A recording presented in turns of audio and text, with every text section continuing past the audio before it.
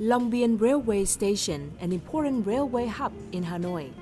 Long Biên Railway Station is located on the side of the approach road of Long Biên Bridge, which is the first steel bridge in Hanoi and also one of the first bridges built by the French colonial regime in Vietnam. It is one of the two main railway stations of Hanoi. The other is the Hanoi Central Station, which mostly serves the North-South Railway to Ho Chi Minh City and the Northwest Railway to Lào Cai Province.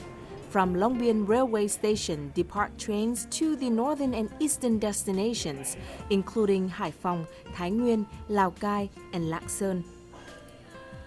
Long Biên Railway Station has been in operation since 1902.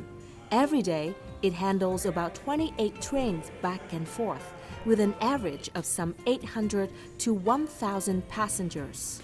In August 2019, Long Biên Railway Station underwent a comprehensive makeover with an investment of $130,000 after being left deteriorated since 1997.